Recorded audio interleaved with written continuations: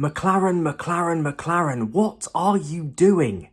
Do you want to win this Drivers' Championship or not? Why would you not take the cheapest pit stop in the history of pit stops? You've got a mandated two-stop race and you've got the chance to make a cheap pit stop. Yes, Lando Norris might have been a little bit compromised with the double stack, but he would have been in a much better position doing that than staying out. I cannot believe how McLaren continue to snatch defeat from the jaws of victory. It's truly incredible. And if Max Verstappen does win the title next week, it will serve McLaren right for screwing their drivers around all season. You know, they've taken so many points off of Piastri and Norris by their own incompetence. And if Verstappen does win the title next week, then they've paid the ultimate price for it. And there will be many, many questions asked heading into next year. Obviously, new regulation changes next year, so there's no guarantee that McLaren are going to be up there next year. This might be their only shot, and McLaren might be costing them that by continually messing them around.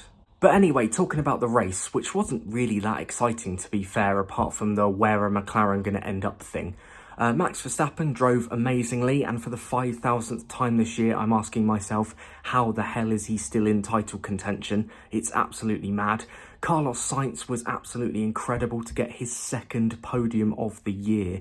2 podiums for Williams, the most since Felipe Massa. Was it 2016, I want to say? Or was it 2015? I can't remember.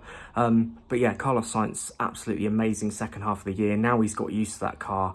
We are really seeing the best of him. And I think Ferrari maybe made a mistake by letting him go. But, you know, if this Williams long-term project works out, you know, Carlos Sainz could potentially be in a better position.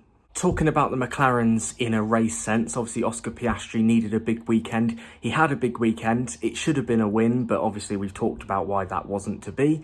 But a very positive performance and something to take into the last weekend, even if the odds are stacked against him. Lando Norris managed to recover from 4th, a little mistake from Kimi Antonelli, which has unfortunately led to a lot of abuse on social media for the young Italian. So if you are one of those people sending him abuse, please don't, okay? You made a mistake and unfortunately lost a place for it. It wasn't intentional, and, you know, he's a young kid, it happens. He got a little bit wide and unfortunately lost a place. But yeah, Lando Norris managed to recover to 4th, Antonelli coming in 5th, and there wasn't really a lot else. Ferrari had another shocker, but what's new? Hamilton finishing outside the points. Leclerc having an uncharacteristically poor weekend, but I think that Ferrari is just... it's just an absolute dog, isn't it?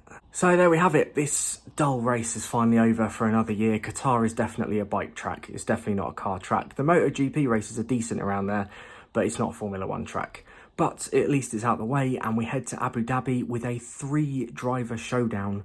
3 drivers in contention for the World Championship. Lando Norris leading Max Verstappen by 12 points, leading Oscar Piastri by 16 points. Who is going to take it? Obviously, Lando is the clear favourite still. Max Verstappen has still got a lot to do.